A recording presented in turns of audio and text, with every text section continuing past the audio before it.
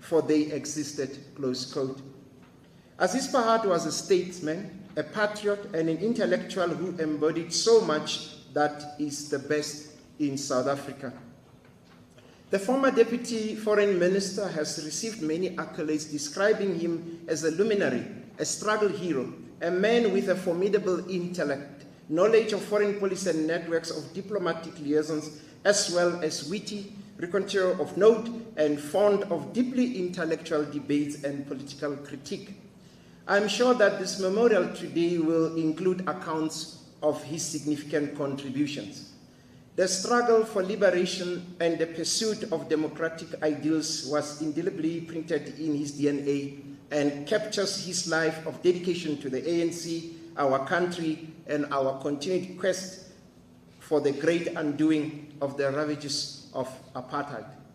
The depth and footprint of Aziz Pahad's life may not be patently visible to us, but any account of his life focuses on his monumental contributions to what has been described as, and I quote, progressive African-centered foreign doctrine, close quote. Speakers, academics, and writers will delve into his phenomenal contributions, both today and in the future, as the histories of our country are written. It seems apt to draw on a Greek philosopher who stated, and I quote, "If my history be judged useful by those who desire an exact knowledge of the past as an aid to understanding the future, which is the course of human affairs, must resemble, if it does not reflect it, it shall be contained," close quote. A lesson to be derived from Dr. Aziz Pahad's life was that he probably did not see himself as featuring in the South African historical narratives. His focus was on navigating the road to freedom. This he did at great cost through his days and years in exile, which must have come at a great personal cost to him and the family. I just returned from London for a week. The weather was so terrible, and I reflected on those that lived in London for years. And I say, I cannot complain for staying here for a week. People spend their lives there fighting for freedom, so I must just soldier on. And one of those people is Aziz Pahad. His early activist days and return to this country are documented in detail, celebrating his consistent achievements. At UJ, we are proud of our association with Mr. Pahad. I dare say the Pahad brothers were regular visitors here at UJ, and I personally met them from time to time. And although I was an insignificant man, but they always made me feel like I was the most important person at UJ. In February 2015, he discussed his book, Insurgent Diplomat, Civil Talks or Civil War, and said, and I quote, "There are vital lessons that can be learned. Governments still resort to military aggression to resolve conflicts. Honesty, mutual understanding, and compromise are vital to bring an end to instability," close quote. There is clearly inherent value in his observation as we look at current global warfare and strife. In quintessential Aziz Pahad style, he engaged robustly with students and staff alike with reflections on his book at a talk hosted by the University South African Research Chair in African Diplomacy and Governance in partnership with the University's Library and the Information Center. Professor Desai commented on the contributions of the book by validating its significance. And I quote, Prof. Desai said, "Insurgent Diplomat is about the struggle of apartheid and the movement as a whole to eradicate South Africa from its once oppressive state, not just an individual attempting to glorify their involvement in the struggle. No, the book is something greater than that," close quote. Ladies and gentlemen, his death is a great loss to our community, and we are greater for knowing him. And I would say he did his part, and what is left is for us to do our part. Thank you very much for your attention, ladies and gentlemen. Welcome to the great University of Johannesburg. Thank you.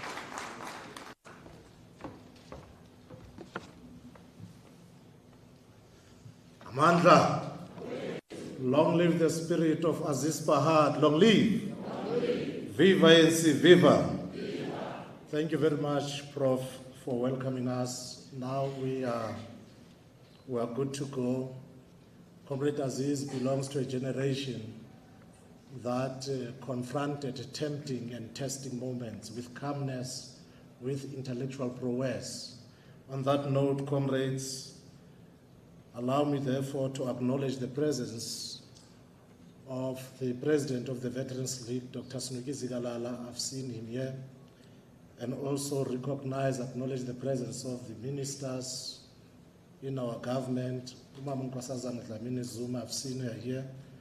Allow me to also acknowledge former Speaker Utatu Sisulu, our former DG Babu Chikani, and many, all of you, I would say protocol observed, Dr. Brigalia Bam, I've seen them.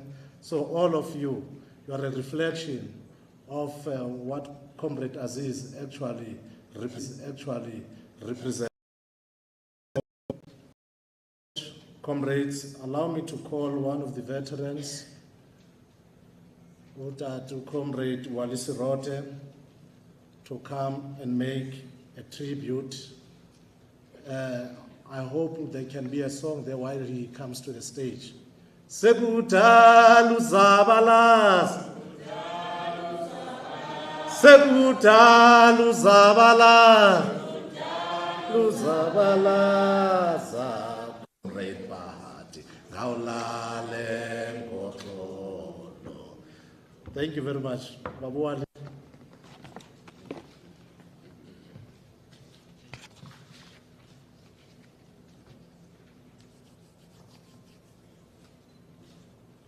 Program Director, thank you very much. President Mbeki, Sizanele, SG of the African National Congress, esteemed guests, ladies and gentlemen,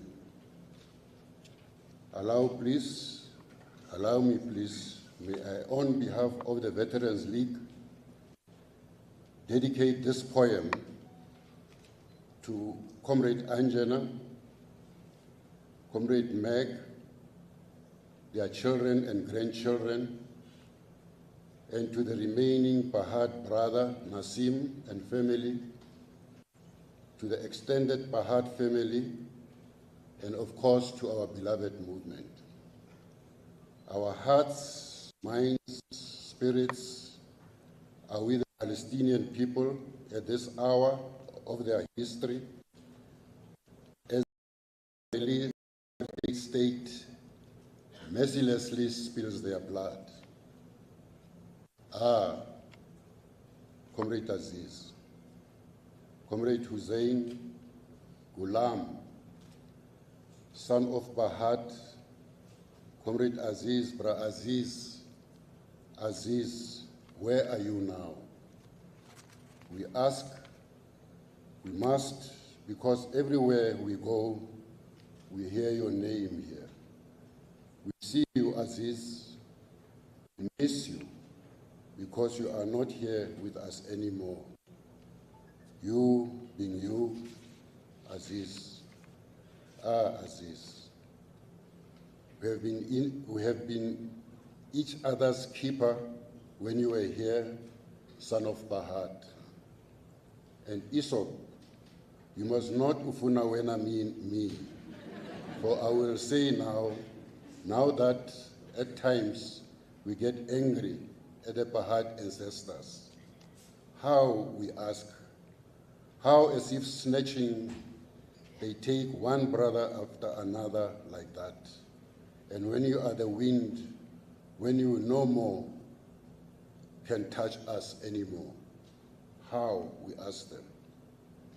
We feel you and we see you, Aziz. We sense you, but cannot touch you. You are the whistling wind now, flying across and above us. Aziz, we miss you and your struggle, which we witnessed as you fought day by day when you sat under the shadow for the no quality of life in this, our nation. You straddled the world in body, thought, and spirit, fighting. You we feel you now, that fight, and as endless as it was.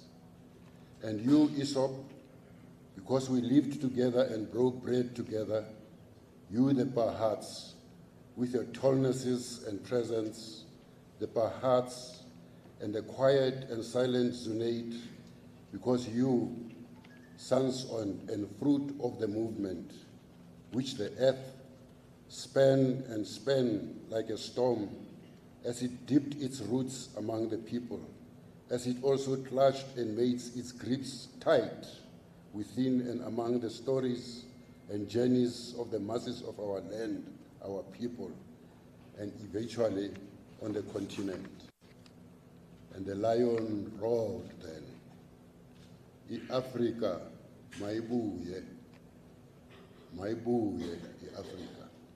The lion roared for the strong will, wishes, and vision of the people to be the fruit of struggle. Every day, every month, every year, every decade, born. They must be born, us. We do and must fly above and beyond oppression and exploitation of humans by other humans. Guide with a bird's eye view on this world. We have been a massive moon on the horizon to make day and to signal the night. I imagine you, Aziz, smiling, having defeated the body struggles you so fought against while here, when you were making the transition through body, mind, and spirit, while you're here, walking to where you are now, walking endlessly. You are signaling us to know that life is life and must be lived, for it does one day come to an end. You signaled us when it was so difficult.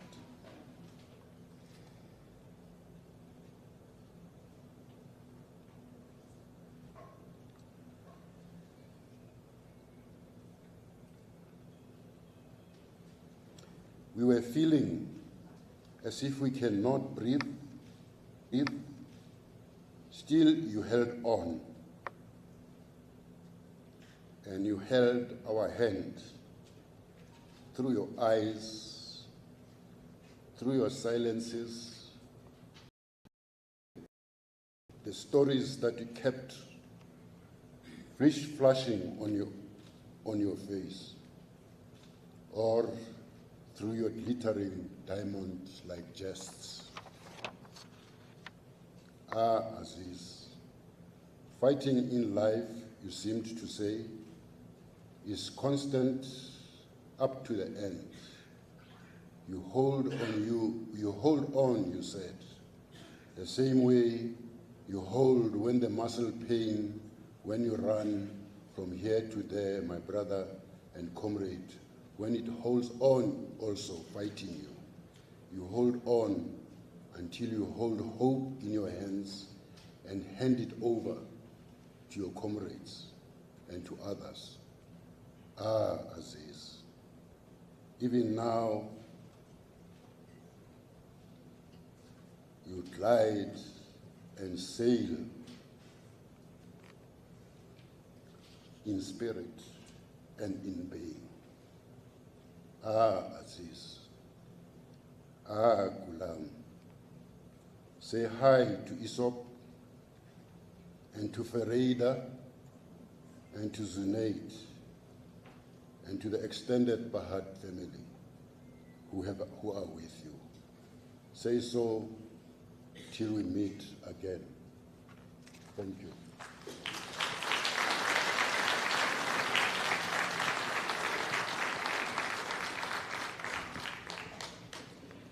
That is our poet laureate. That's Comrade Mongane Wally Serote, very close comrade and friend of Comrade Aziz, Comrade Aesop. There's many stories to tell about them together, but that's for another time. Maybe a fireside chat or something of that sort. Thank you for that deeply felt poem. I'm now going to, we'll now view a short video by Professor Willie Esterhuizen. And Professor Willie Esterhuizen was a member, a Stellenbosch professor and member of the Afrikaner Inner Circle. And there was an unlikely friendship that had actually grown between him and Comrade Aziz, as well as President Thabo Mbeki, the fiery young revolutionaries, well, young in the 80s, when they were involved in the secret discussions and negotiations. So let me hand over to Willie.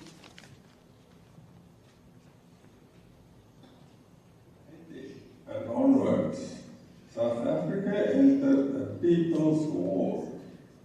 The founding of the United Democratic Front in 1983 made things worse for the white nationalist party. President Botha's infamous Rubicon speech dashed all hopes and expectations of a negotiated settlement.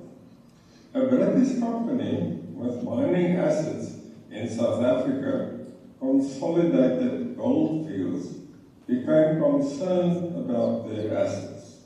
The company decided to initiate and fund talks in Britain between members of the ANC and Afrikaners. I was one of the Afrikaners. The first meeting took place from November to 1st of November to the 3rd of November 1987. In the basement of the Complete Angler Hotel in Marlow, Buckinghamshire, next to the Thames River, we talked in the basement of a hotel. Aziz greeted me in Afrikaans. Hello, Professor. Hoe gaat het in ons land? Hello, Professor. How are things in our country? His word in our country sent out a strong message. Aziz became one of my best friends and a true compatriot, and an expert in the art of listening to the other. He always made an effort to understand the position, grievances, and dreams of the other. Aziz helped me in this regard. In fact, I got worried because I started to agree. Pahad introduced me to an ANC guru, Thabo Mbeki. I remember him saying, if you want to understand the reasons of our struggle, talk to Thabo. We talked many times. My greatest political satisfaction is when I was asked to set up the first meeting between the National Intelligence Agency of the ruling National Party and Mbeki and Zuma in Switzerland.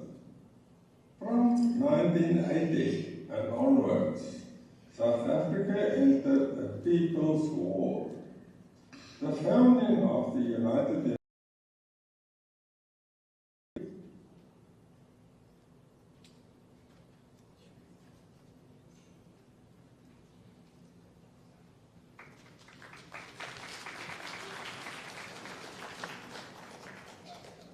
Thank you very much, ladies and gentlemen, comrades. I think you have heard the previous speakers speaking of Comrade Aziz Pahad, I'm reminded of an African legend that whenever a prince is to be trained to take over, the elders will take him into the jungle so that he learns all the sounds of the jungle. And he will always be returned to the jungle until he learns to hear the sounds that are not obvious to the ear. I hope the young people like ourselves are listening today. On that note, comrades, I would like to call upon Dr. Garth Lepierre, who has also been with Comrade Aziz in CAF, Concerned African Forum. May we give a round of applause as he comes to the fore.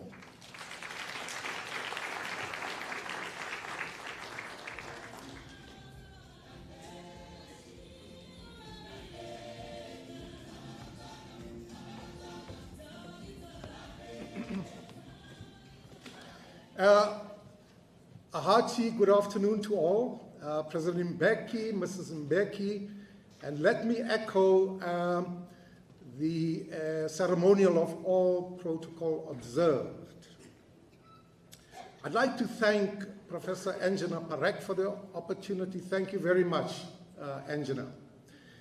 I would like, in the sort of rich cadences and rhythms of Aziz's life, to perhaps single out an aspect that is not well known or well understood, and that is his interaction with the research and academic community of this country over the long tenure as Deputy Foreign Minister of this country. Actually, we once used to joke, when I headed the Institute for Global Dialogue, that if there were a Guinness record for the longest serving Deputy Foreign Minister, Aziz would win it hands down. Now, as the head of the Foundation for Global Dialogue, as it then was and subsequently became the Institute for Global Dialogue, I really count myself to be very fortunate to have been one of the main beneficiaries of Aziz's generosity of spirit, his seriousness of purpose, as well as his great sense of humor. Because he really believed in the role that we as the FGD and the IGD were mandated to play. And that was to really assist in imposing analytical order on and making normative sense, as it were, of the broad and challenging purview of this country's foreign policy objectives and its diplomatic imperatives in a rather mercurial, uncertain, and a fast globalizing post-Cold War era. Now let us remember, that South Africa's transition to democracy was almost coterminous with the beginning of this end of the bipolar era and the beginning of a rather different world. There's a very nice acronym called VUCA world, V-U-C-A. It's volatile, it's uncertain, it's complex, and it's ambiguous. So we have to sort of try and make sense of that. That is to say that based on his activist roots and intellectual pedigree, Aziz was profoundly a man of ideas. Right? He understood and relished the importance of exchanging ideas, however contested those ideas were in the cauldron of debate. But in the crucible and interest of developing South Africa's social capital as a country in transition on the one hand, and as a very integral part of its Republican ideal on the other. So in essence, and as a member of the research and academic community, Aziz played a central role in shaping our epistemic community when it came to identifying key agenda items and topical areas for research, analysis, and discussion in this country's growing menu of foreign policy and diplomatic challenges. So, with Deputy President Mbeki and later President Mbeki creating a very enabling environment, in this role, Deputy Minister Aziz, he was open, accessible, he was participatory, and was very empowering, which I suspect carried over to his political principals, ministers Nzo and Dlamini Zuma. So let me cite a few examples, if I may, about this interface. The one is when South Africa hosted the 12th summit of the non-aligned movement, September 1988, and Aziz asked us, as the Institute, to host a 2-day workshop to better understand the NAM and its traditions. As a matter of fact, with his help, I spent a very interesting and productive week in New Delhi at the Institute of Non-Aligned Studies to understand the history and philosophy of the non-aligned movement. So Aziz opened that workshop with all the senior DFA officials in attendance, and what an interesting workshop it turned out to be. However, one of the most challenging and rewarding research endeavors that I must mention is that we undertook, and this was at his initiative and with his encouragement and support, in 2005 and 2006. And this was a study of the history and the future of Palestine and Israel, and the multiple questions that surround that, where the tragic and brutal consequences of illegal occupation now play themselves out in a very tendentious and partisan manner in the Western media. The outcome of that initiative was a 3-day international conference of experts and a 400-page edited book titled The Future of Palestine-Israel, From Colonial Roots to Post-Colonial Realities. And get this, Aziz read that book from cover to cover in appreciation of the pioneering nature of that project. So, even after he left government, Aziz's weather-beaten wisdom and his reflective analytical temperament were not lost to the country. Importantly, he worked on his exile memoir, where the groundwork was completed. 3 minutes. The groundwork was completed while he was a senior fellow at the Institute for Global Dialogue and with Angela. And over a period of several months, I enjoyed an editorial and substantive role in shaping the structure and content of his memoir. And the final product, as we all know, is the book published in 2014, Insurgent Diplomat, from Civil Talks or Civil War, which really represents, dear audience, the first and most intriguing public record of the secret talks in the United Kingdom and Switzerland among political protagonists in the ANC and representatives of the apartheid regime. It's a pity we didn't hear the conclusion of what Professor Esther has to say, because he was right at that coalface. Now, sadly, what all this suggests, and what I'm trying to say to you, is that the great and exciting combustion in the marketplace of ideas in this country, of which Aziz was a great exponent, seems to have atrophied and has degenerated. Those halcyon days of knowledge brokering, information sharing, and rigorous debate with Aziz in government, we are rather left with a foreign policy discourse that for the most part, is rather dull, it's perfunctory, and rather prosaic, in my humble view. And this is very concerning, given the nature of our deeply polarized society and troubled world, matters which Aziz really agonized about. He really agonized about these issues. And this seems to be an interregnum that recalls the lines from William Butler Yeats in his Second Coming, where the ceremony of innocence is drowned. The best lack all conviction, while the worst are full of passionate intensity. So given the critical juncture that this country finds itself in global politics, let me end And as we are left with the silences of our thoughts and the rich memories of Aziz so soon after the passing of his brother Esop, who was another dear friend with his family, I want to end with an injunction of how I think Aziz brought intrinsic meaning, substance, and purpose to his craft as an intelligent thinker and a creative practitioner in the arts of diplomacy and foreign affairs, by quoting from the doyen of realism, Hans Morgenthau, who wrote the following in his 1951 magisterial book, In Defense of the National Interest. And I quote, "Remember that diplomacy without power is feeble, and power without diplomacy is destructive and blind. Remember that no nation's power is without limits, and hence its policies must respect the power and interests of others." Unquote.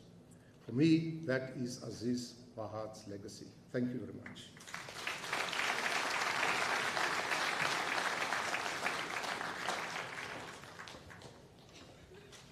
Thank you very much, Dr. Garth Lepere.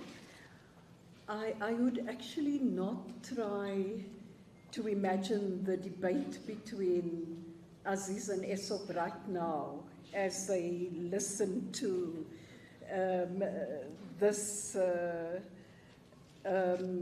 tribute by you to Aziz, because it makes one think back of some of the debates that took place in various forums, including the Concerned African Forum, CAF. At this point, I would like us to listen to a video by Ambassador Mohamed Dango.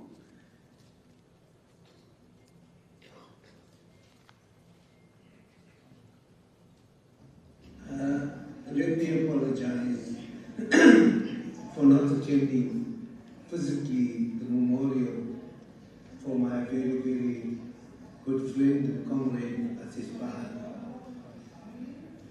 I wish to make a few remarks regarding Aziz's life, particularly at this point in time. And I want to concentrate on the areas that we went to as the special envoys to the Middle East.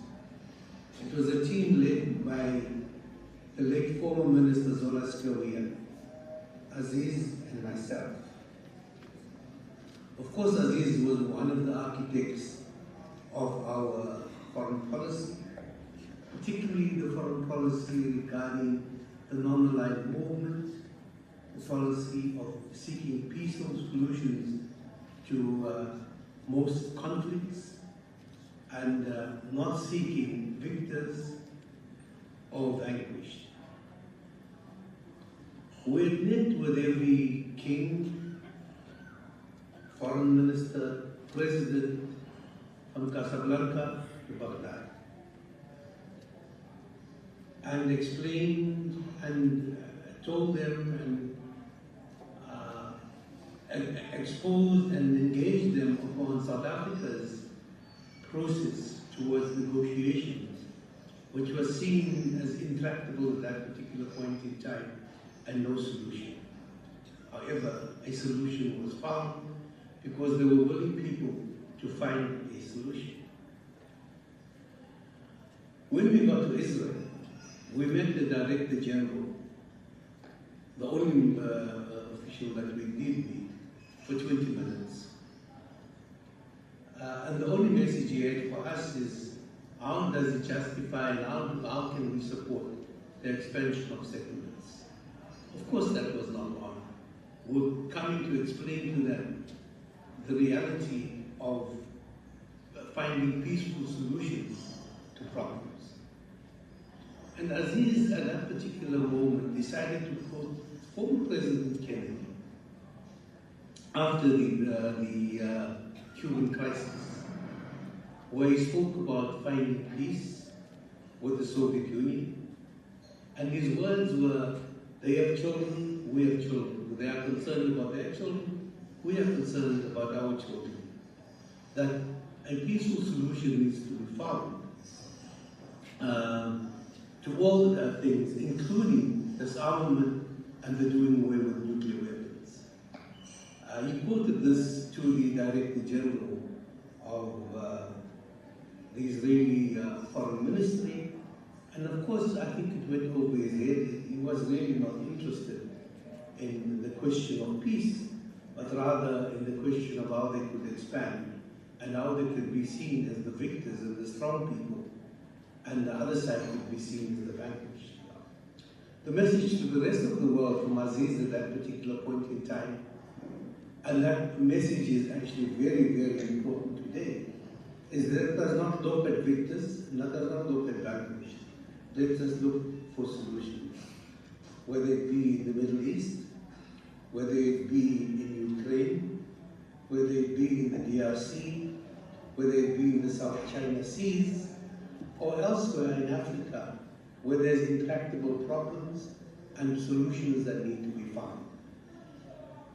That would be a model to Aziz if we can achieve that at this particular point in time. I also worked with him in other areas. I worked with him in the war in Lebanon. I worked with him in the intractable problems with Syria. I worked with him in the crises, and he advised me, although he was not Deputy Foreign Minister any longer, on how to deal with the issues in Libya. And in Libya, of course, if we go back, it has got to do with solidarity and the wrong kind of solidarity.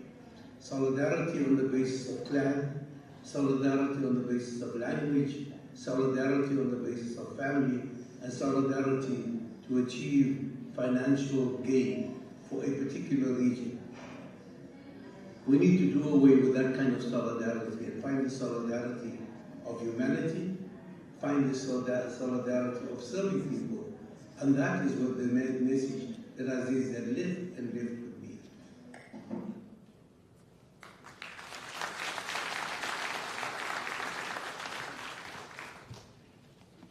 Amandla, viva NC, viva. They say when an old man passes on or dies, it's like a library is being banned. But be that as it may, comrades and friends, memory has got an obligation to remember people like Comrade Aziz, but not only in words, but also in deeds. On that note, I would like to call upon the South African Communist Party Deputy National Chairperson, Comrade Thulas Nxesi. Viva South African Communist Party, viva!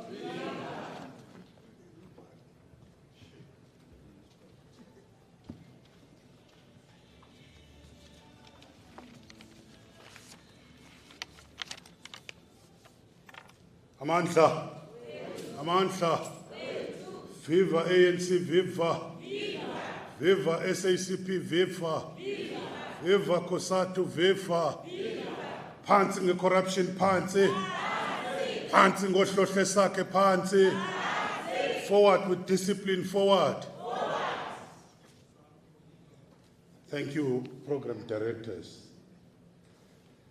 the family and friends of Comrade Pahad, former President Mbeki and Sisanele, the second DSG of the African National Congress, the leadership of the whole alliance, and especially the stalwarts of our movement who are gathered here.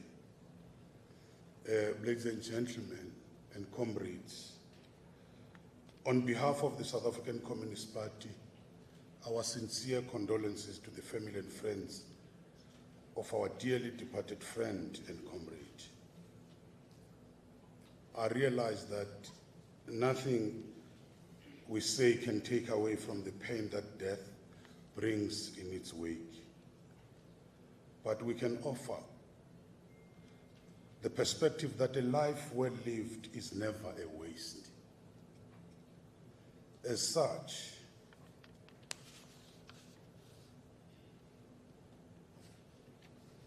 maybe we must say at such times, I find comfort in the words of the German writer, an activist and a poet, Bertolt Brecht, who wrote as follows, and I quote, "Don't fear death so much, but rather fear the inadequate life," unquote.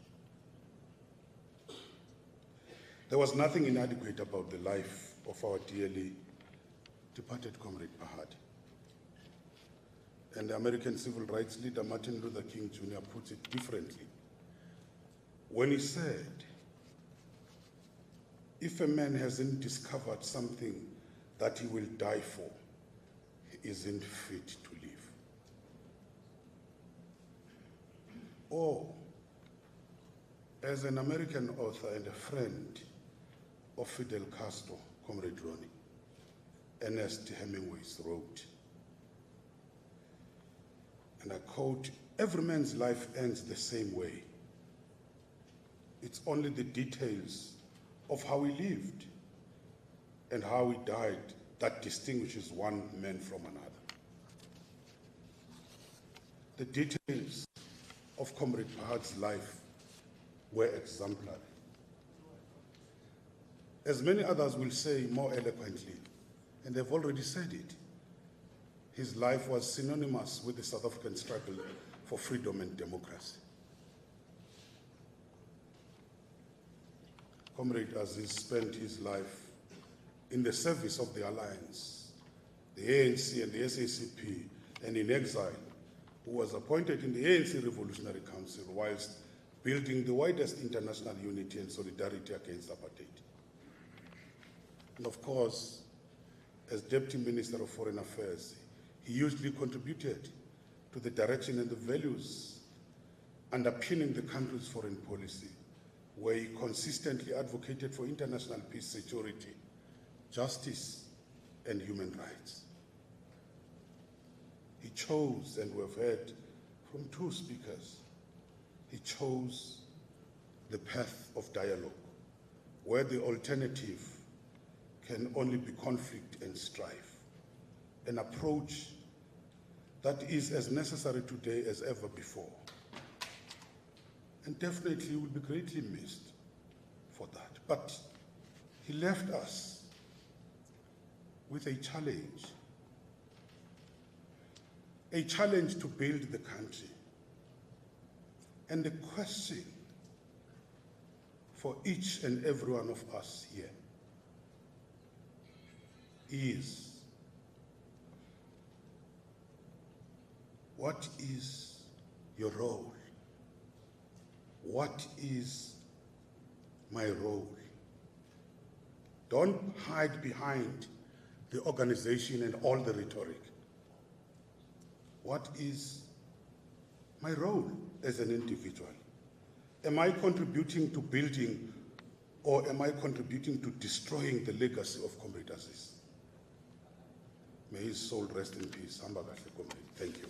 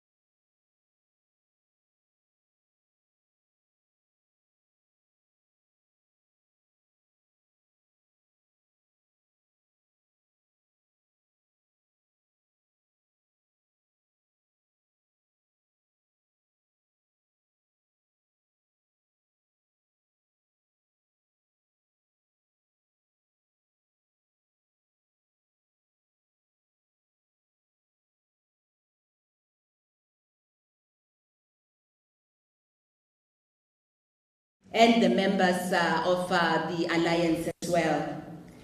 Today we are gathered to pay tribute and celebrate the life and contribution of Comrade Aziz Pahad, a dedicated servant of our glorious movement, the African National Congress, and the democratic government, of course. His life over 82 years depicts a story of a great service, commitment to justice, and enduring love for his people.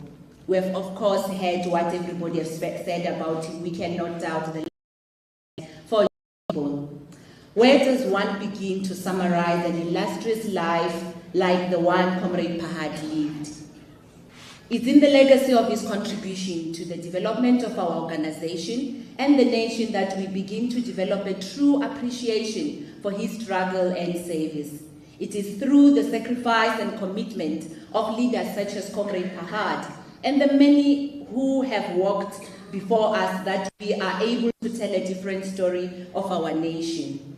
A story of great resilience and an unwavering commitment to building a South Africa that serves all its people. The South African story cannot be told outside of the context of the struggle for liberation, equality, justice, and humanity. Equally, sacrifice and service are a permanent feature of the South African story.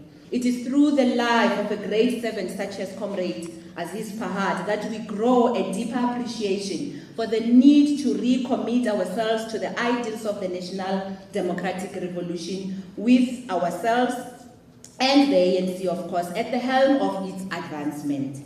We cannot envision a better South Africa for all without a deeper acknowledgement of our collective commitment and roles in building this reality. It is through the life of Comrade Pahad that we recognize the greatest responsibility we have to the development of our nation and in making sure that we shape the South Africa that we all want to live in, and of course, Africa that we want to live in. The ANC continues to provide a vehicle to society for such a contribution to be made. Comrade Pahad's offering to the 1912 movement have found and continue to find expression under our democratic dispensation.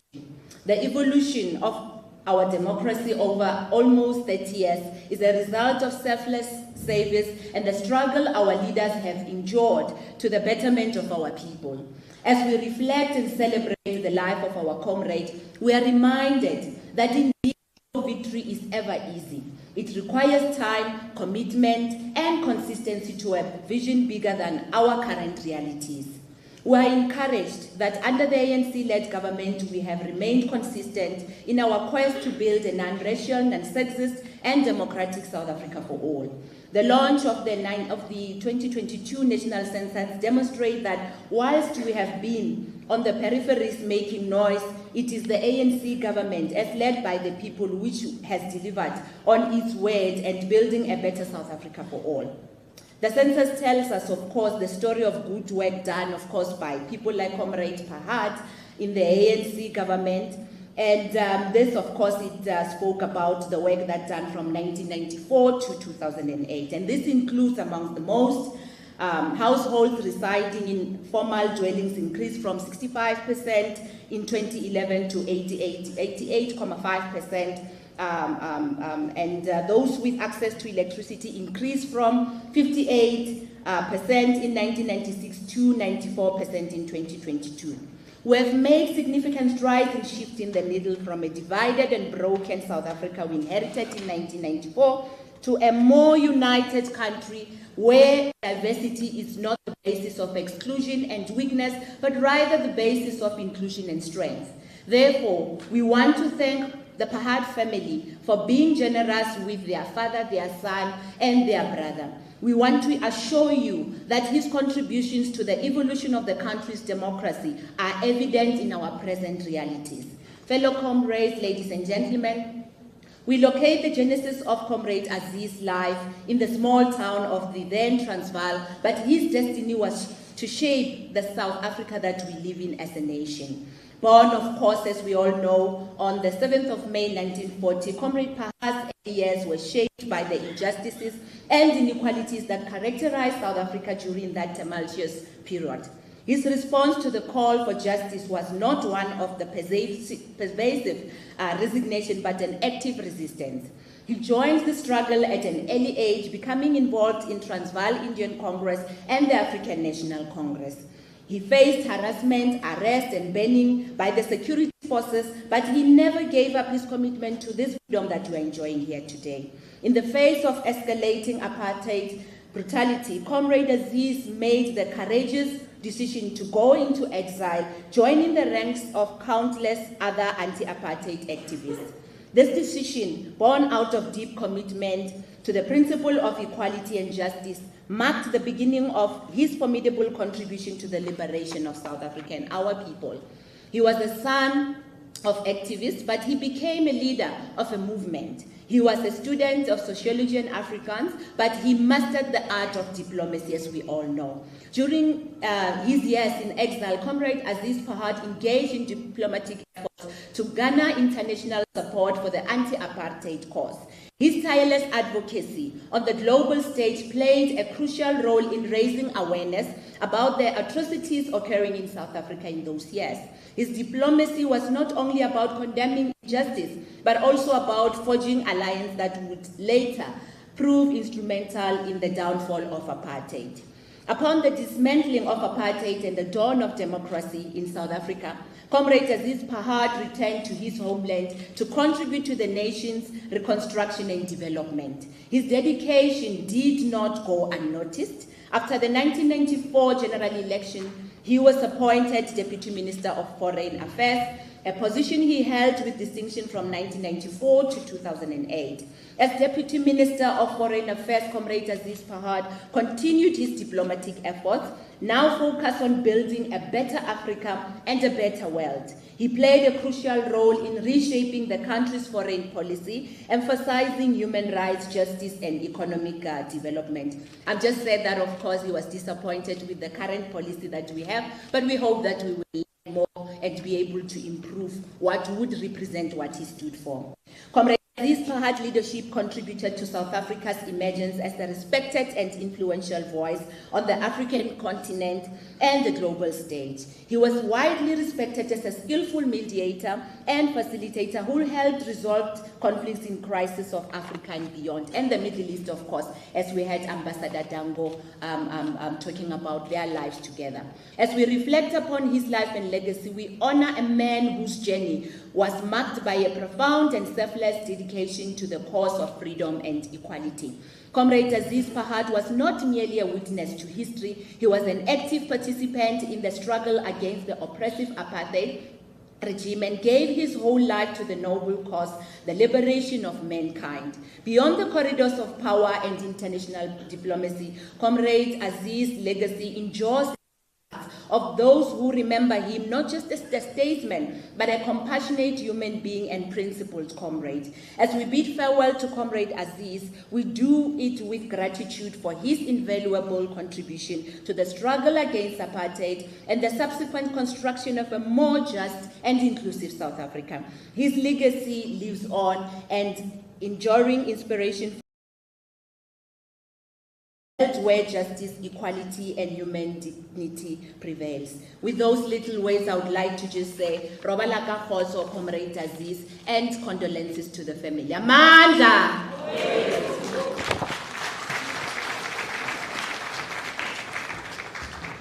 Amandla! Thank you, Comrade Deputy Secretary General, for those words. We'll immediately go into the tributes by the family, and I'll call on Comrade Amina Pahad, who's named after her grandmother, the great Amina Pahad, and there's many stories to be told about her. So over to you, Amina. Amina's also the daughter of Isop Pahad. Over to you.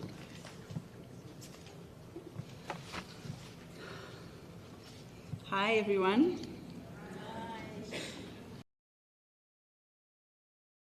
Amzanele, Auntie Anjana, family, friends, comrades, all protocol observed.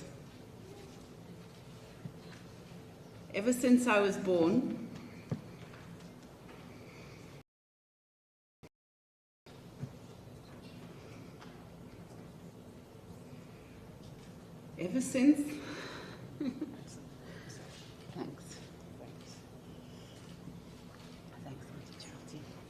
Ever since I was born, Uncle Aziz and my dad came together as a pair, like a 2-for-1 package deal. And I quickly learned that it had always been that way. They had grown up together, sharing a bedroom. They had studied together at Wits. They had played football together at Dynamos, joined the Transvaal Indian Youth Congress together, been banned together, been exiled together, lived in the UK together, got married together in a double wedding in 1971, and the list goes on. Luckily for me, my brother and my mum, they didn't get divorced together. But that seemed to be one of the few blips in their otherwise parallel lives. But those two Pahad brothers, while having a lot in common, had very different personalities. I found Uncle Aziz to be more playful, and he had a very naughty streak. I grew up listening to stories being regaled with much humor about the drama that would inevitably ensue from Uncle Aziz's womanizing. My older sister, Yasmin, who used to live with them in North End House, was under strict instructions from Uncle Aziz that if any woman called, she was to say he's not in. But when he was cornered, for example, the time he mistakenly invited 2 different girlfriends to the same house party, he somehow managed to get out alive and without creating any enemies. And this was one of his superpowers. It was very, very hard to stay angry with Uncle Aziz. He was loved and respected so widely. And apart from being charming, I think this was because he really cared about understanding where people came from. He asked for people's opinions, no matter how important or unimportant they were, no matter how well schooled they were in politics or not, no matter their age. And he was genuinely interested in what they had to say. And when you're partaking in a battle of the minds, understanding how people think and why they think that way is absolutely critical. This, in addition to his immense intellect, allowed him to understand the most complex of situations and win over the toughest of adversaries. However, he was always also able to hide his intellect when it suited him. My parents often joked about the way he could bumble around aimlessly in a group of people involved in small talk or serious discussions, giving the impression that everything was just wafting past him. But if the opinions expressed were discussed the next day, Uncle Aziz would remember every single word that was said, like a master detective. One thing he was a little bit less amiable about, or less understanding of, was people that didn't drink. Uncle Aziz would often intercept me and my friends, some of them are here today, as we were heading out for the evening. The lounge was right by the front door. And he then says, "Come, sit down. Let's talk politics, talk Palestine, have a drink." And God forbid if anyone said they didn't want to drink. It seemed to upset him even more that the fact that us youth were not mobilizing, and that upset him a lot. He would give us these puzzled looks, followed by a full-on Spanish Inquisition, and then finally we were told, "Futsak," in the kindest way possible, of course. And then that's his son Sam and his nieces and nephews, as we all got older and had kids, he started enjoying all the grandchildren more and more. He didn't expect them to drink. We would celebrate his birthday and Christmas jointly every year. It was on Christmas Day. And which might have been, we realized later, quite confusing for the children. You know, none of us being religious, we never explained Christmas to the kids. And last year, my nephew, at his nursery school, the teacher asked them if anyone knows who was born on Christmas Day. So my nephew, rightly so, said, "My Uncle Aziz," you know? So when the teacher asked, "Okay, fine, and do you know who Jesus Christ is?" So he said, "Yeah, that's the guy Papa swears at when people drive badly." Didn't go down too well. But clearly, Uncle Aziz will always remain a legend of biblical proportions in the eyes of his grandchildren. As Aziz got a little older and wiser, he mellowed somewhat. Or one could say he grew up, which allowed him to find the love of his life, Anjana, 20 years ago. The incomparably brilliant Anjana, as Sam described her at Aziz's funeral, which is absolutely true. Her light-hearted humour, never taking anything too seriously, coupled with her serious, sharp intellect, made her the perfect match for my uncle. She's been a gift not only to Uncle Aziz, but to the whole Pahad family. Thank you, Anju Kaki, for looking after, it still sounds funny, for looking after Aziz in an absolutely superhuman manner when he was sick, and for standing by us so solidly when Dad was unwell. We're eternally grateful to you and we love you. So,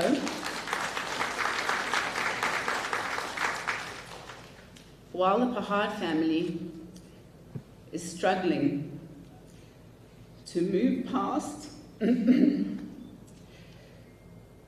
void left by losing 3 Pahad brothers in the space of only a few months. All of them giants, leaving this planet in a better form than they found it. We take huge comfort in knowing that Aziz and Aesop are lying next to each other, literally. And just like they did in this life, they're ready to set off on the next part of their journey together. And no doubt any passers-by on this journey are sure to hear them shouting at each other, "Ufuna wena," with Uncle Aziz responding, "Footsack!" They'd better be ready for them wherever they end up, because they've got some surprise coming their way. Rest in peace, our kind, loving, humble, huge-hearted, magnificently witty, and ever-entertaining Uncle Aziz.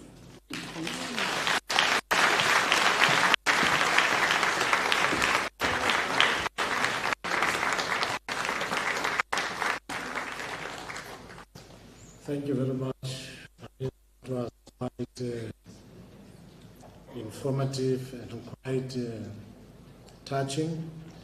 And you actually reminded me of one general in Athens, Pericles, after a war, when he had to, at a moment like this, when he was paying a tribute to the soldiers. And then he says, I quote, "The sacrifice which they collectively made was individually repaid to them, for they received again each one for himself a praise which grows not old, and noblest of all tombs. I speak of that in which their glory survives and is proclaimed always and on every fitting occasion, both in word and in deed." Close quote. On that note, comrades, I would like to call the brother-in-law to Mom Angela, Dr. Adam Mohammed, to make a tribute. We'll give him a round of applause.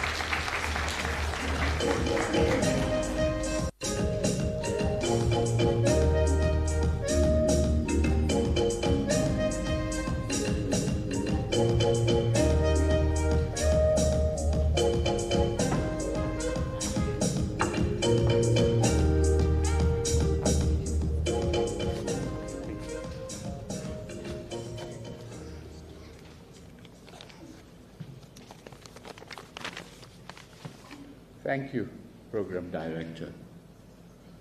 To comrades, friends, family, Your Excellency, President Thabo Mbeki and Mama Zanele Mbeki, all protocols observed. On behalf of Anjana and the Parekh family, I wish to thank the ANC for organizing the memorial for Aziz. Those who traveled from far and wide, thank you. Aziz, your life was a blessing and your memory will be cherished. We are deeply saddened by your loss, but grateful for the time we had together. Our beloved brother, you have left us far too soon, but your loving presence will forever endure in our hearts and souls. Your life was one of selflessness, dedication to the cause, and love for your fellow man. Aziz was born on 25th of December 1940 on Christmas Day, a spiritual day in the Christmas calendar, and passed away on the 27th of September, a holy day for the Muslim community. It was the birth of Prophet Muhammad, peace be upon him. On both these days, it is said that the doors of heaven are open, and so Aziz had a free pass. Ironically, for a man who did not believe in any organized religion, he would be blessed with not one, but 2 significant days. But then Aziz was an unusual man. Aziz, as we know, was born at the height of World War II. His own life taking a war of his own. He fought against the apartheid regime. Post-1994, he assumed the role of Deputy Foreign Minister, fighting to prevent war, for example, in Libya, in Iraq, in the Middle East. I have known Aziz for 20 years. Throughout our friendship, I came to know Aziz not only as a gentleman, but one with humility, humbleness, gentleness, and integrity. A man for whom money and material possessions meant very little. On his visits to Durban, on one such visit, I'd invited about 3 to 4 couples to come and have dinner with us at home. But by Ann's day, the jungle drums beat so loud that the telephone calls to me came fast and furious, all wanting the opportunity to meet with Aziz. By the end of the night, we had at least 40 to 50 friends at home. Fortunately, Jabu, my right hand, managed to rustle up a meal that would feed an army, let alone 40 or 50 people. Every visit that Aziz and Anjana made in the early days, they stayed with us. And Jabu would be excited as she would now have the opportunity to have breakfast and mid-morning tea with the minister. And both of them looked forward to the break. I say this because Aziz had no airs and graces about him.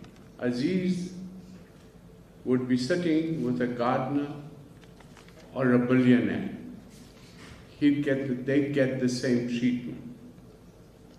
Aziz, being a true diplomat, excelled at listening without interrupting and took to heart the comments made.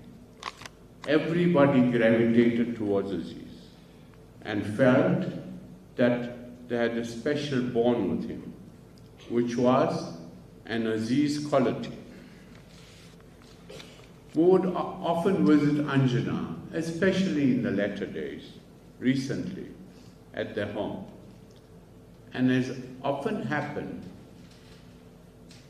an evening drink or two for Aziz was on the cards. After the first drink, Anjana would attempt to doctor his second drink by diluting it. But Aziz, being Aziz, would realize very early on in the evening that his drink was not what he had ordered. And he would put up his hands and he says, "My brother, look at this woman. She's giving me Coca-Cola."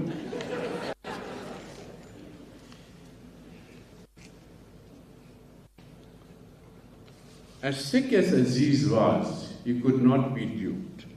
In his latter days, when he was very ill and confined to bed, he would ask me, "So Adam, where are we going today? And what are our plans?" And I would tell him, I said, "My brother, to a lovely restaurant of your choice, depending on your boss approving of it." And how his ends up. "Brother," he says, "in this house, I have the veto power.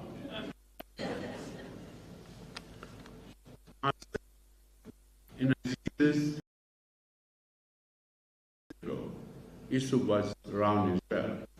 And so my nephew found me and he said, "I have the car you're looking for." I said, "Great. Black in color, two-door." I said, "Wonderful."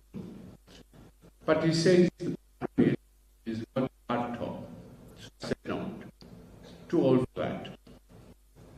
So after I dropped the phone, Aziz said, he says, "Why are you refusing the car?" I said, "No, I couldn't take the car really, He said, "No, take it." I said, "Tell me why." He says, "Well, very soon, you and me will drive around the beachfront with an open hood and you'll wave to all the women." So Anjana, as usual, destroyer of our dreams, would say, "Hey, no woman is going to look at you, two old guys. They would be waving at the car."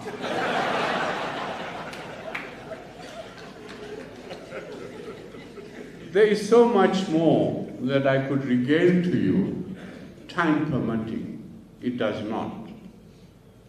So I would like to end my reflections on Aziz by quoting Khalil Gibran on giving. You give little. You give but little when you give of your possessions. It is when you give of yourself that you truly give. This sums up Aziz's life. Farewell, my friend. Amagashta. Thank you.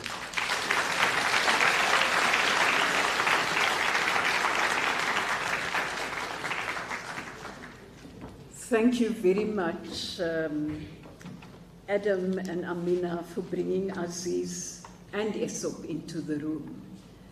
Amongst everybody sitting here tonight, there are many friends, there are comrades, there are those who worked with him at the Thabo Mbeki Foundation, and in many other of the roles that he was involved in. I think we definitely can relate to the stories told. And yes, we'll miss him. But But he didn't need that free pass in the days that he was born and he passed on. There was one family member who said to me when he was very ill earlier in the year, it seems as though there's a contestation about who takes Aziz, because they're not sure whether he's going to go the Christian route or the other route. Well, he sorted that out himself, you know, by the look of things. Angela, it's your turn. And I'm not going to spoil the introduction Amina gave. I think I can't compete with that. So I'll just welcome you to give that ode to Aziz. And you once said he gave you, what, a 20-year trial run? We can talk about many things and times together, about the laughter, the moments that were somber, the tears and all. But Aziz was Aziz. Thank you, Comrade. Thank you very much.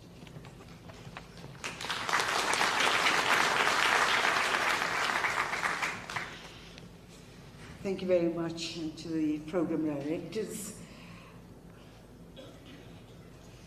I want to say, acknowledge President Becky and Sister Nella, but I want to also acknowledge them as family today. They've always been family to me and to Aziz. And thank you very much for being here with us today and honoring his life. To all the comrades that are here today, to the ANC, the alliance partners, and to friends and family, thank you very much for being with us this evening.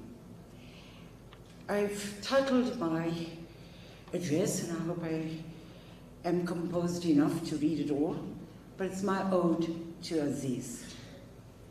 My dearest Aziz, it has been 2 weeks since you left us, and in this time, I've had the chance to reflect on our years together, and I would like to take this opportunity to share some final thoughts with you.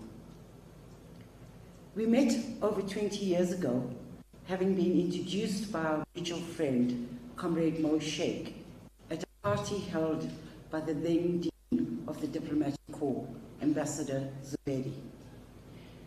I recall late that evening giving you a ride home and never forgot how awkwardly shy you were, much to my amusement. From that day on, our life has never been the same. In 2011, we decided to marry, and you often told the story that you were under the impression that we were hosting a party, only to realize that somewhere in the planning, the party turned to a wedding.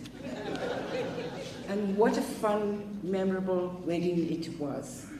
Aziz, you'll be pleased to know that many of the guests that were at the wedding are here this evening, though I would say to you that I don't think that they can put on dancing shoes anymore.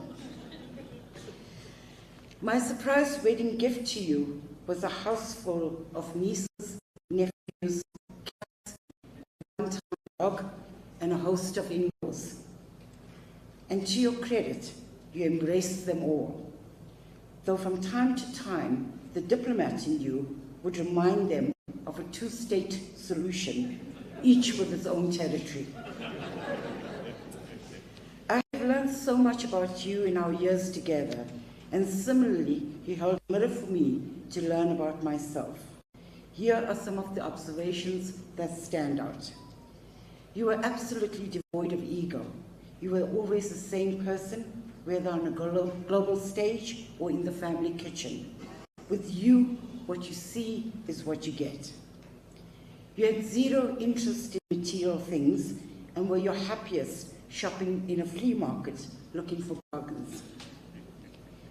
You never hesitated to hand over your valued possessions to others in need, in part because you had no clue as to its value. You were loved. I suppose your humility is one of the many characteristics that drew people to you, along with your razor-sharp wit. I honestly do not know of a person that did not like you. On the contrary, our home was a hub of activity, with you attracting a wide range of friends, family, comrades, who simply relished being in your presence. Often I sat in silent awe, witnessing the depth, integrity, and intellectual complexity in the nature of the discussions held. No discussion was unimportant to you, and by Jove, did I witness many over our years of marriage. I always marveled at the joy you took from human interaction. Your love for people, irrespective of status, shone brightly for all to see. We were all attracted to your light. This remarkable ability of yours to find and build enduring and authentic relationships across race, gender, and all other divides was your gift and one of the many qualities that made you so special. People who knew you simply could not get enough of your presence, and whilst you would shy away from this assertion, you must know that your funeral was a tribute to your popularity, character, and the impact you've had on our country and this world. Your beloved friends, Thabo and Zanele and Mabeki, remained at your side from your university days with Sis Zanele Edwards to throughout your years in exile. They sat next to you during your illness, night and day, and mourned with me and the nation your loss. On your behalf and mine, I want to thank everyone who made your funeral so special and dignified, and amicably accommodated different perspectives and traditions. And I'm sure you would agree with me in thanking today the ANC for hosting this event, and our special thanks goes to Comrade Phoebe and her team for the sterling work and the support they've provided to us over the last week to two. To continue, your achievements were all the more remarkable given your disdain for planning and organizing. Your love-hate relationship with technology always made me laugh. I'll never forget how you spent 2 hours recounting your life story to a dictaphone that happened to be off. Remarkably, your book was published and a huge success. You didn't know how to drive, despite your repeated threats to the contrary, yet always got to where you needed to be.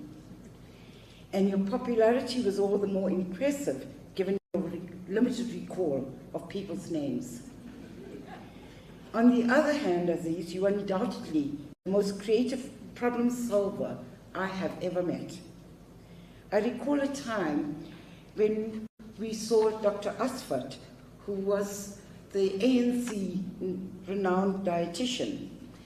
And after Dr. Asfat telling us what we could and couldn't eat, and mainly staying off carbohydrates, you remained silent through it all. And at the very end, Dr. Asfat asked, are there any questions? And you broke your silence and said, yes, I have. And he asked, what's the question? And you said, well, how many glasses of wine can I have?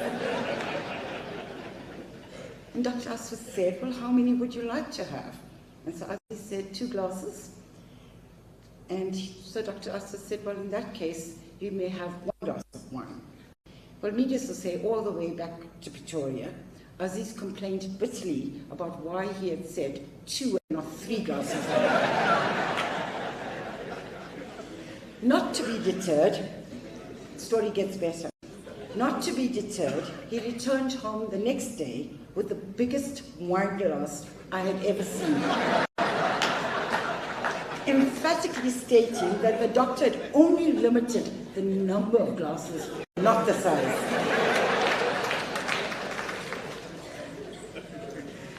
Aziz had an unquenchable, I'm talking to Aziz, you had an unquenchable thirst for knowledge. Your curiosity of human relations and the human condition was endless. You were always obsessed, correctly so, with all that was going on in the country, in Africa and in the world. Often I would find you in the early hours of the morning, fast asleep, with the newspapers, magazine, and books scattered around you with the television still on. I love this about you, and I learned so much from you. But your thirst for knowledge extended to many dimensions, including the mundane. He loved updates about the neighbors from our dear helper Lizzie, who excelled in her role as the Abbotswell Road town crier. He wanted news about what's happening down the hospital passage from his nurses, and he particularly relished updates from our nieces and nephews, and I always suspected that was to relive his youth vicariously through them. Aziz, you were passionate about peace, justice, and fairness. As kind and gentle as you were, you demonstrated a will of steel when it came to your convictions. From your childhood right up until the very end, you pursued a fair, just, and peaceful world. As all of us who are gathered here know, you were a loyal, committed, and disciplined member of the ANC, from your youth to your last breath. As you have always said, the ANC is part of my DNA. You lived your life in accordance with this truism, and despite all that may have happened, either by friend or foe, you never wavered from your stoic belief in the virtues of the ANC. Accordingly, the honor bestowed upon you by the ANC today is indeed fitting. Your words will forever echo in my mind. The world is sleepwalking its way into global conflict without realizing there can be no victors. Your foresight of recent events in the Middle East was prescient. You and many comrades who departed before you, and I think here of Comrade George Nene, Isop, Comrade Jojo, Comrade Billy Modise, Ismail Kuvardia, to name a few, you spent many nights solving the world's problems from our living room, endlessly debating ANC renewal and pondering the question, what is to be done? Now that you are all reunited, I trust the discussion has resumed. I humbly request, Aziz, that you solve the problem before the day that I join you. You were resilient, optimistic, and determined. Your innate optimism, your enduring resilience, gave me and others a sense of comfort and security in a troubled world. In this, you were our lodestar. You defied death on countless occasions. In fact, even our cat Russell clung to you, hoping to add to his 9 lives. Despite the hardship of the past few months, I never once heard a hint of self-pity, only plans for future holidays and more of the sharp wit, not to mention your acute powers of observation. And as Adam said, there was never a chance that I could ever dilute your wine. It's always remarked, if you want Aziz to leave a party, you need to start telling him at least 45 minutes before the time. It's only fitting, Aziz, that your final exit followed Isop's. True to form, you made a point by making him wait, though you did manage to stretch it to 11 weeks this time. I suspect, though, you got a mouthful from Isop, and in true brotherly fashion, you simply ignored him. Finally, you taught me what it means to love. In 2005, Aziz, you wrote me a letter at 2:30 in the morning from your hospital bed. It is now time for me to say back to you some of the words you had written to me that night, and I quote, "I'm searching for words to express my deepest appreciation for your love, affection, compassion, and concern. Since meeting you, my whole life has been transformed. You have enriched and given new context to my concepts of friendship, comradeship, anti-materialism, and love. My only regret is that we did not meet earlier. You have enriched my life more than I had ever expected." End quote. Well, Aziz, all I can say is that you've given me the happiest years of my life. My final words to you will be those of the poet Pablo Neruda. I love you without knowing how or when or from where. I love you straightforwardly, without complexities or pride. So I love you because I know no other way. Thank you.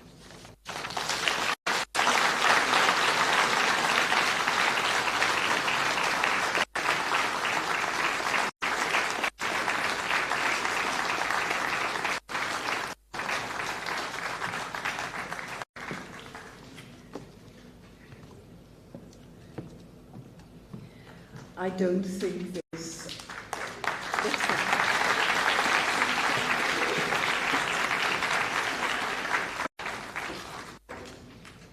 I don't think there's a need to say anything more.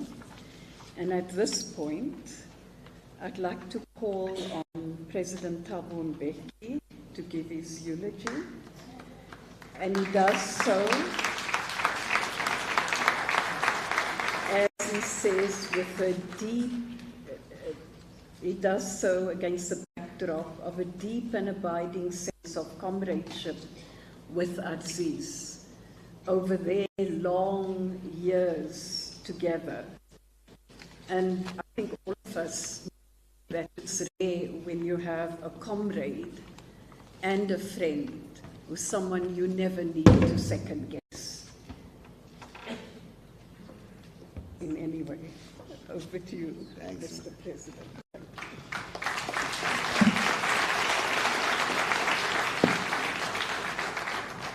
Thanks a lot, Geraldine. We are supposed to finish at 6. That's in 10 minutes. Quarter past.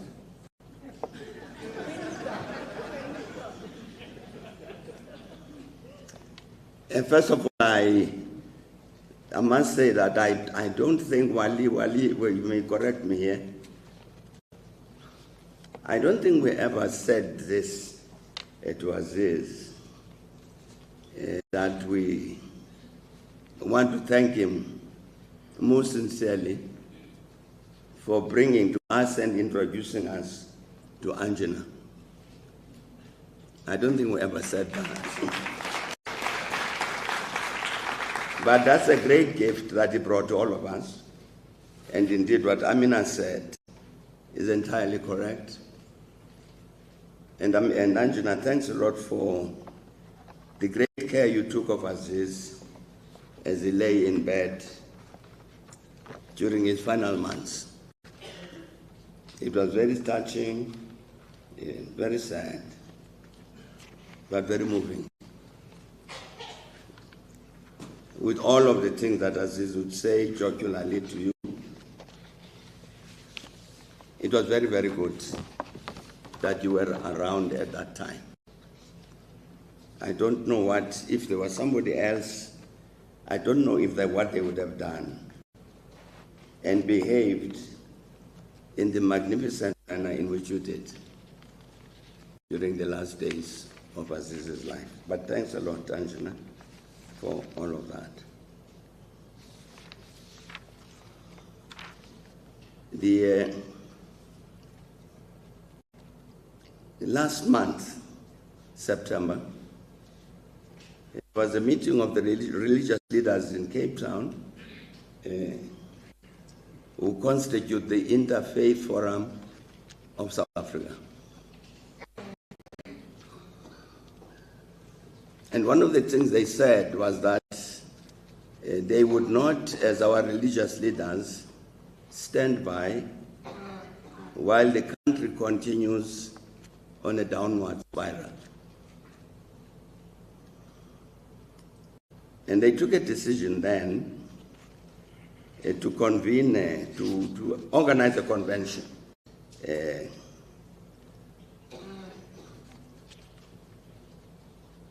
to meet and discuss these challenges facing our country and to suggest solutions. And they said the solutions to our challenges lie with the citizens of this country. South Africa is our nation, and it is our responsibility as communities. And they said we have what it takes within us to work together to reconfigure the future of this country. They've met, as I'm sure everybody would have seen in the media. That convention has just taken place on Monday, Tuesday, and Wednesday this week.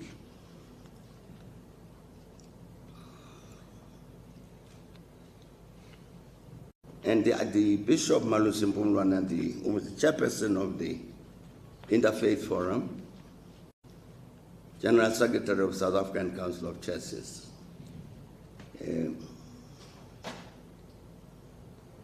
he said, as they met, that as we gather here, let us remember that the power for change resides within us, and together we shall harness our collective wisdom and passion to chart a transformative path for our beloved country. And so the two themes of the convention were our country, our responsibility. That was one of them. The other was from awareness to action.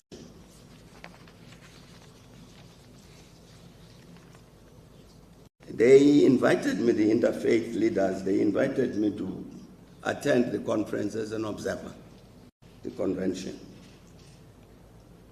And I was rather pleased that I got the invitation because I thought it would give me a chance to listen to people that I don't normally listen to.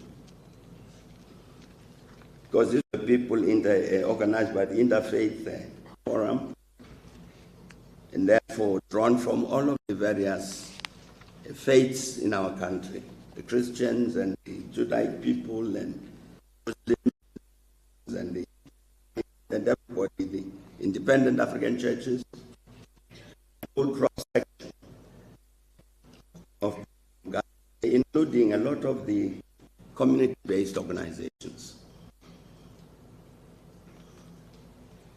I'm saying I was very glad I was there because normally it's not the section echelon of our country that normally one has the privilege to listen to hear their views, understand their passions, their feelings. And they spoke. I attended the meeting on Monday. I couldn't attend the meeting the following day, Tuesday. I attended the third day also. And essentially what they were saying is people, is representatives from all over the country, from all of the different faiths, from all of the society, saying wherever we've seen crisis. Numbers of people who are unemployed continue to increase. People who are poor continue to increase. They talked about a woman who killed her 3 children and herself because they had no food. And spoke across the board and said they fear to get out of their houses at night because of the levels of crime.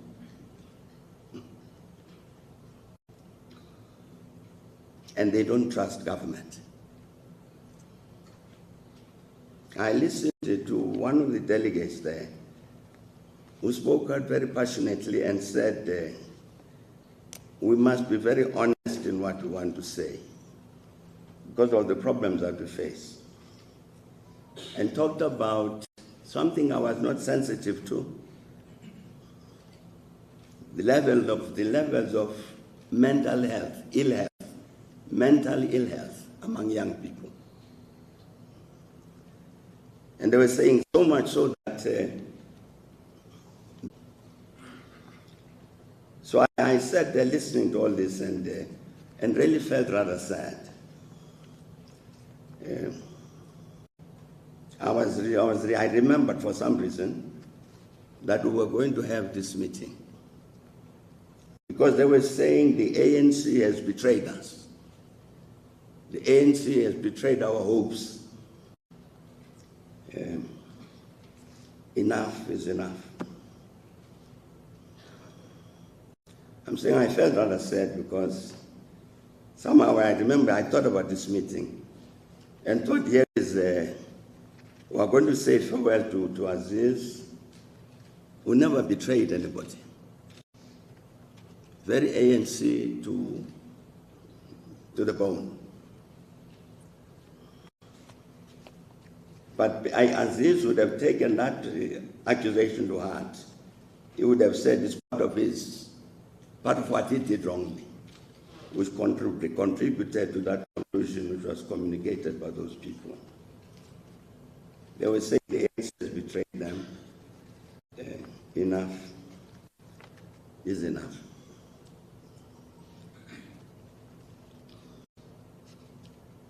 Aziz was a professional revolutionary for many of his years.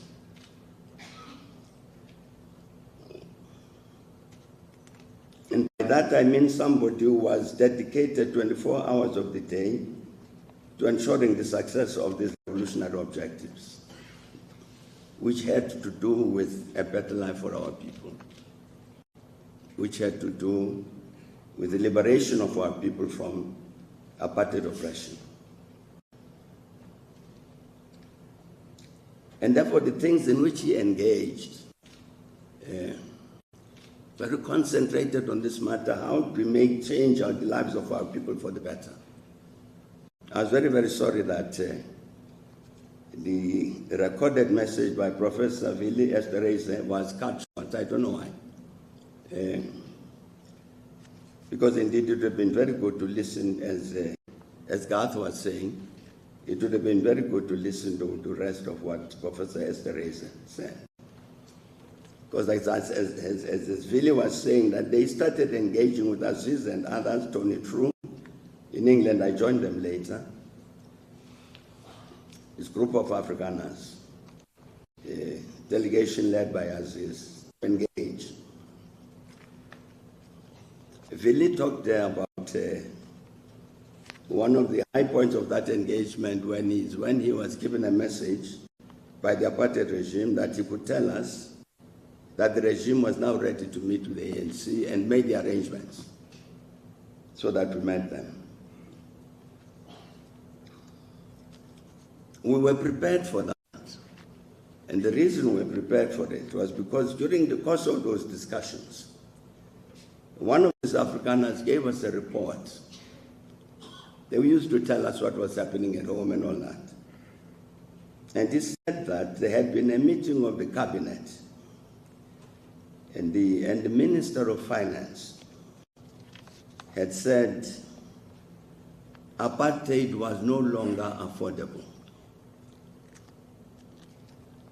At the end of that meeting, as we normally would do when they had left, we would meet. And Aziz said, but President, Comrade Aziz, did you hear this? They said that a report was given to cabinet to say apartheid is no longer affordable. And then we decided that, well, in which case, the logical consequence of that is that they will then say, let us negotiate.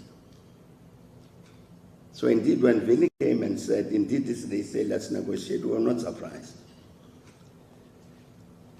But I'm talking about that Aziz involved in this work as a professional revolutionary. His task to make sure that we did everything possible to bring closer the day when the people will be liberated from oppression. I can talk of many, many other things that Aziz did. In the negotiations with the government delegation, one of the things we agreed was that we agreed on the release of political prisoners and banning of organizations, all these things, that they should indicate to us well ahead of time when Madiba would be released. After we'd agreed it was going to be released, the day on which it would be released. fine, and then they would send a message to me so that we would prepare for it properly. So then I had to go to England at that particular point for another meeting with Villiers Terrace and the others. What had happened was that we had agreed on some phrase, some sentence that would come from this Afrikaners here at home from government to indicate when Madiba would be released and the day. So I told Zanele that as I was leaving for London, that they will call and may very well say the following. If they do, please pass on the message to Aziz in London. Who would give it to me, sure. So indeed, one day, as we're in London, a very, very good person who stayed with Aziz at the time, and Davis, unfortunately very late now, she sends Aziz a message and passes on this message. So Aziz tells me that Anne sent a phone to say the following.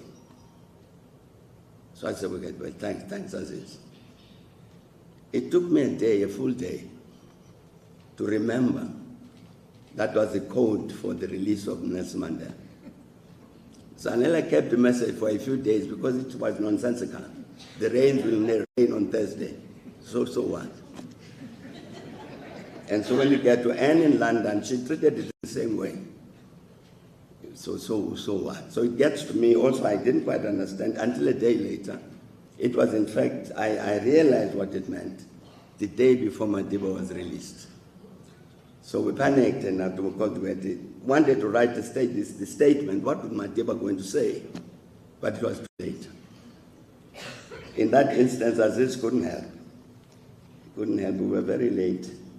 And Madiba did make the statement that it did. We were not too happy with parts of it. But I'm talking here about Comrade, who was a professional revolutionary. And when we come to government and what was said about the work that he was doing in foreign affairs, very correct, and the engagements we had. We had, in 2002, I think it was, we even had a meeting with at the Spear Farm in the Eastern Cape, wine farm. You remember that? Trevor might remember that. When Aziz had organized that there would be representatives of the Israeli community and representatives of the Palestinians would come together and we'd sit them, we sat with them at the Spear Farm, I think it was 2002, to discuss the resolution of this problem. And brought in all sorts of elements. When there were military matters that had to be brought in, we brought in the National Defense Force. Intelligence people came in to try and say to them, fundamental to this thing is the right of the Palestinian people. This must be addressed at all of the Palestinian state and all of that. Otherwise, there is no solution. And such problems as the Jewish people might have had, let's address them. In the end, it didn't work. But it was a signal of Aziz's in very serious intent that the problem of this kind must be solved and that we had a role to play in it. This is a professional revolutionary who lived up to his task. But as I say, of the liberation of our people. But yesterday and on Monday, I listened to others of our people saying the ANC has betrayed us. And this is the circular that was distributed for that interfaith meeting. let a million voices be heard. I'm mentioning this thing about Aziz also because I think it's unfortunate that he's left us when he has left us. Because what these people organized by the Interfaith Forum said on Monday and Tuesday and Wednesday was correct. They were not inventing the fact that you had a mother in the Eastern Cape who murdered her 3 children and killed herself because they ate random food. That's a signal of something that's going very wrong.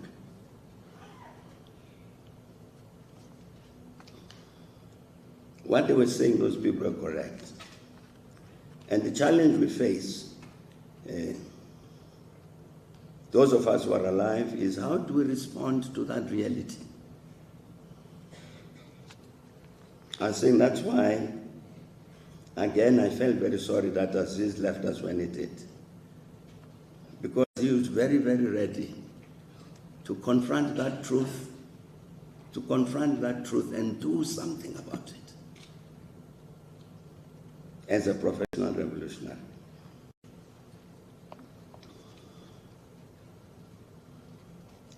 One of the issues they raised, the delegates at the Interfaith Convention, was that they said the government was not helping them, that there was a crisis of governance in the country, and indeed something needed to be done about that. Otherwise, the problems to which they were pointing out would not be solved. In the last few weeks, I discovered a very interesting speech by the current CEO of the Institute of Race Relations. I've quoted this speech before in other meetings, and I'm told some of my colleagues in the ANC are a bit uneasy about that because they say, why am I quoting right-wingers? And what I've understood always in the course of our struggle as a revolutionary, we need to understand everything, absolutely everything about what the right-wingers are doing, what they are thinking, how they sleep, and everything.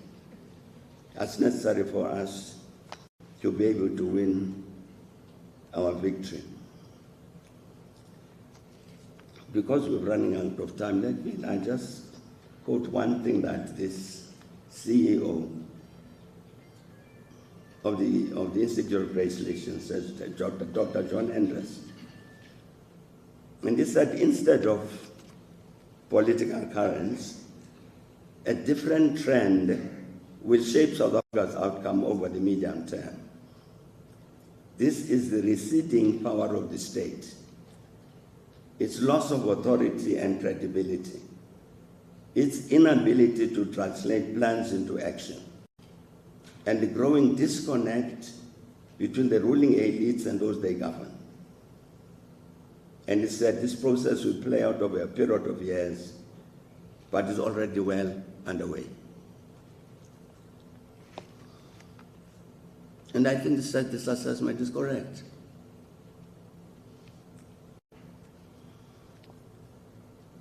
The receding power of the state, its loss of authority, credibility, its inability to translate plans into action, and the growing disconnect between the ruling elites and those they govern. I think Dr. Andres is telling the truth about what is happening in this country. And again, it's something that we have to address. Because, and he says, Dr. Andres, in the end, that what this process is going to lead to in the end is that you will have capital and civil society running the country, and the democratic state will have disappeared. And for the democratic state to disappear means the overwhelming majority of our people, the poor, lose hope. Because capital and that civil society are not going to help them. So this problem that is raised by that interfaith forum, which is reflected again by what Andres says, the receding power of the state. Again, you had people like Nkosazana, Aziz, Ayanda Nzaluba, who would want to respond to that because they have actual experience. They are the ones who set up, reconstituted the Foreign Affairs Department, later DERCO. So they were practically involved in the process of the construction of the democratic state. The one that Andres says correctly now is receding. And therefore, we're losing that possibility for the state to act in the interest of these millions and millions of our people who are poor and disempowered. But again, as this is gone, it would have been very, very useful as an activist to play a role in that process of the reconstruction of the democratic state. I'm rushing somewhat about all of this because that statement made by these people to say the ANC has betrayed them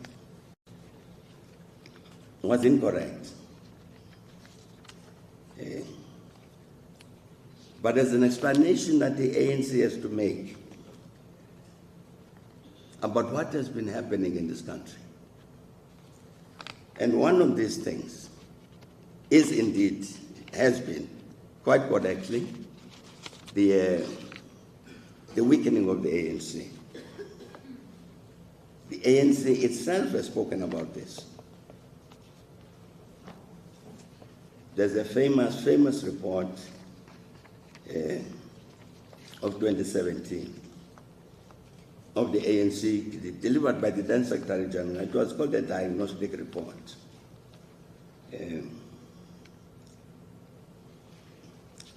Let me again read just one part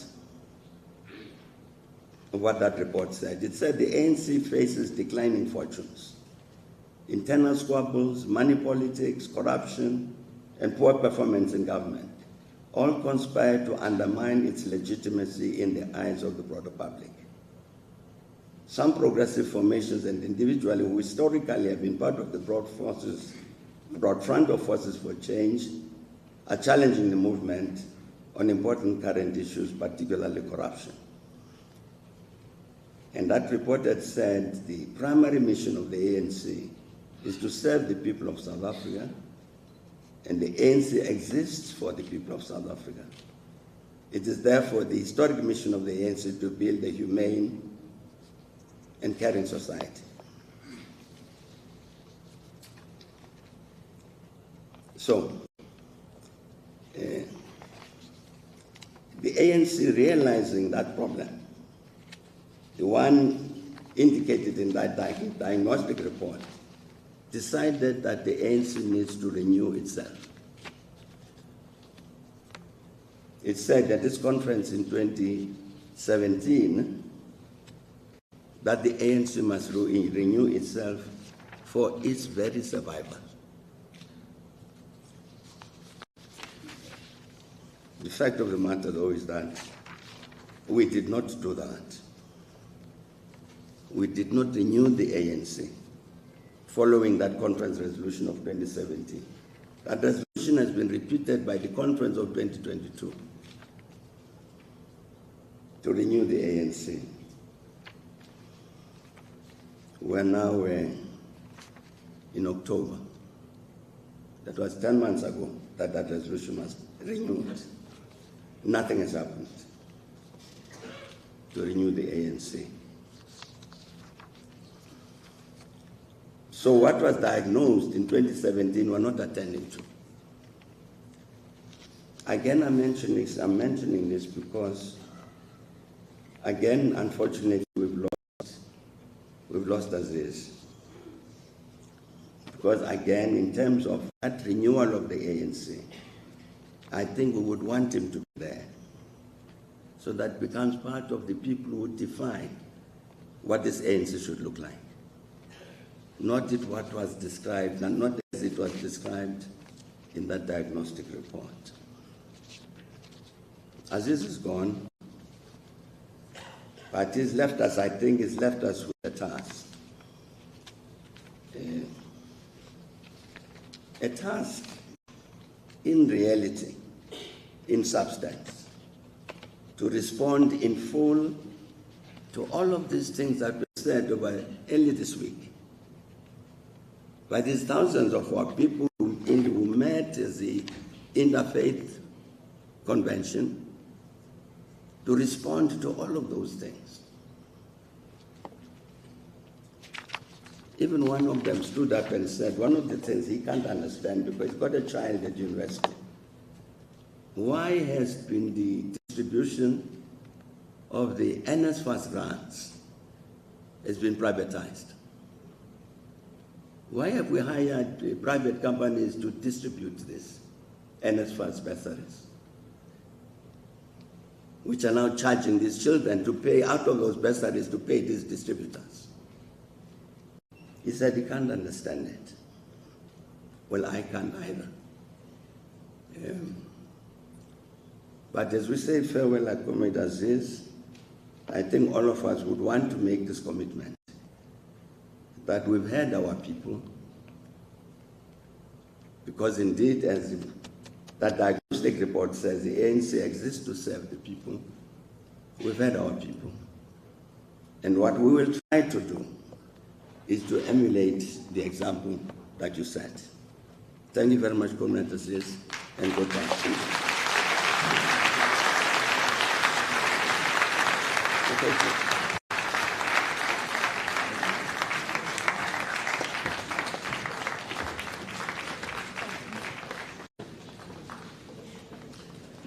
Another one, please.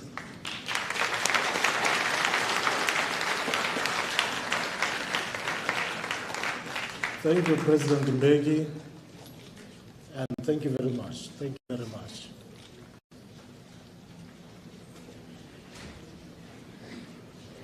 Quite loaded. Like I said earlier on, this is a generation